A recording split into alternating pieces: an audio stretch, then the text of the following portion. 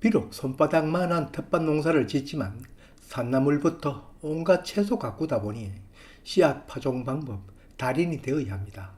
씨앗 발화우리는 물론 야생 산나물, 씨앗에 묻어있는 발화 억제 물질, 휴먼 타파 온갖 것 익혀야 되고 그 익혀야 하는 지식과 경험 영상으로 올려 많은 분들이 시청하고 또 도움이 되셨다는 댓글 많이 받아왔지만 저도 해마다 하는 실패가 있습니다.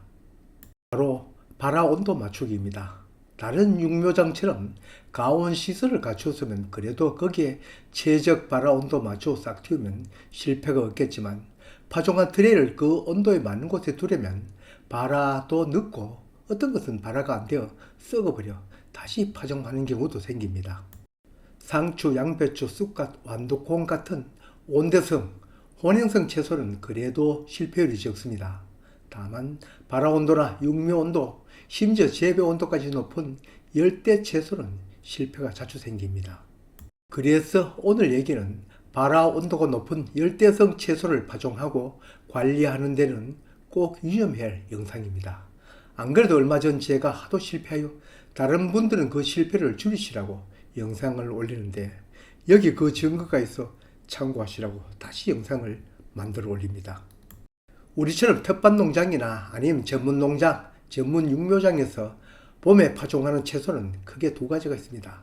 하나는 바로 온대 지역이 원산지인 소위 혼행성 작물입니다.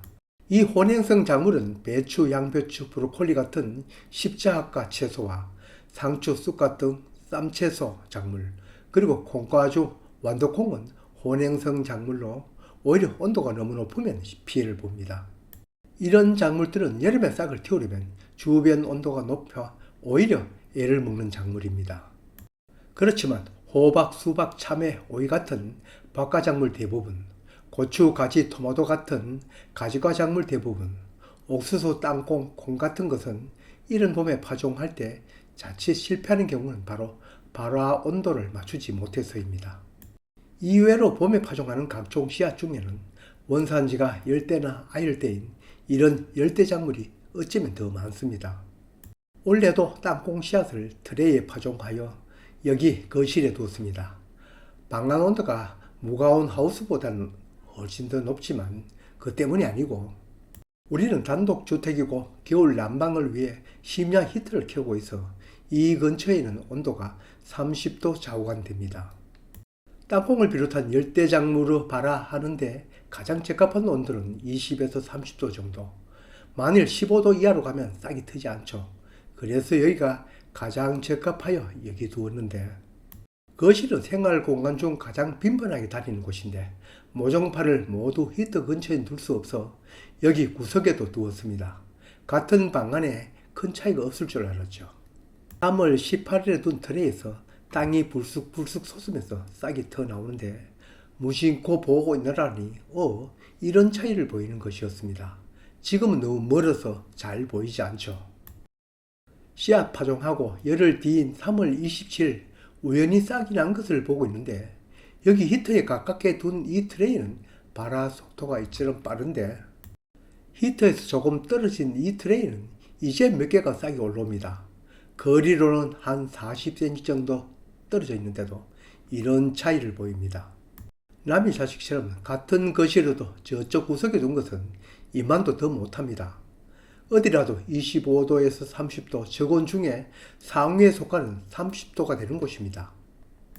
물론 이 거실 내 온도는 항상 같지는 않습니다. 일반 육묘장과는 반대로 방문 개폐가 적은 한밤중의 온도가 가장 높고 낮에는 온도가 낮은 육묘장과는 반대이어서 여기서 육묘까지는 이처럼 밤낮 온도가 뒤바뀌고 무엇보다 빛이 적어 모종이 우짜라니 발화만 되면 농장 하우스 내 터널로 옮깁니다. 어느 작물이나 발화 온도가 육묘 온도보다는 한 5도가 더 높으니 발화만 온도가 높은 곳에서 하고 육묘는 다소 온도가 낮은 곳에서 하면 되니까요.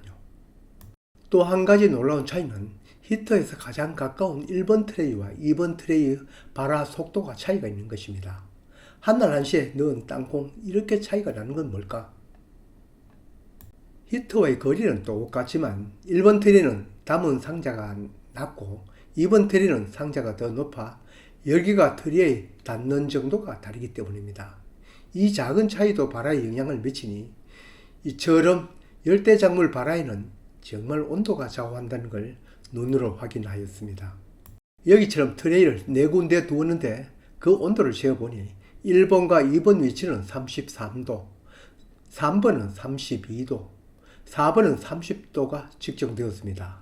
그 1, 2도 차이가 발화에는 이처럼 큰 영향을 미치는 걸 보았습니다. 더구나 놀라운 것은 우리가 알고 있는 발화 제고는 25도에서 30도, 이 방안은 어느 곳이나 하루 중 거의 30도이거나 넘는 곳인데도 온도가 더 높을수록 발화 속도는 빨랐습니다. 가온 시설을 갖추었더라도 씨앗 파종해 놓고 발화 제고를 맞추는데 25도에서 30도라면 보통 27, 8도에 맞추는데 30도, 아니 그 이상에 맞추는 게 씨앗 발화에는 더 빠르고 발화율도 높다는 걸 알았습니다. 하긴 아무리 열대 작물이어도 발화 온도가 더 높고 다음 육묘 온도, 재배 온도는 이들보다 더 낮은 것은 사실입니다. 이 영상을 보신 분 중에는 씨앗 파종 경험만큼 관심을 가질 것입니다. 씨앗 파종 자주 하지 않은 분은 지금 이 영상에서 제가 하는 말은 호들갑으로 들릴지 모르겠습니다. 어제 둘러본 토마토 농장주와의 얘기가 바로 씨앗 파종과 육묘 얘기였습니다. 우리야 모종 몇 개 안 사니 그렇지만 그분들은 수백 내지 수천 포기 모종을 사니 엄청 돈이 들어갑니다. 그래서 올해는 가온 시설을 해서 직접 토마토 파종하여 모종을 길러봤답니다. 토마토 재배는 작물을 잘 키워 우량한 토마토 수확량이 많은 것도 중요하지만 무엇보다 출하 시기 조절이 중요합니다. 직접 모종을 길러보니 노하우가 적어 어떤 시기에 파종한 것은 육묘 기간이 너무 길어 판매 시기를 못 맞추고 어떤 모종은 파종기가 생각보다 짧아 또 수확과 판매 시기를 못 맞춰서 곤란을 겪었다고 합니다. 이런 토마토 농장은 이른 봄부터 시기별로 꾸준히 같은 수량을 수확해야 판매가 용이하기 때문입니다.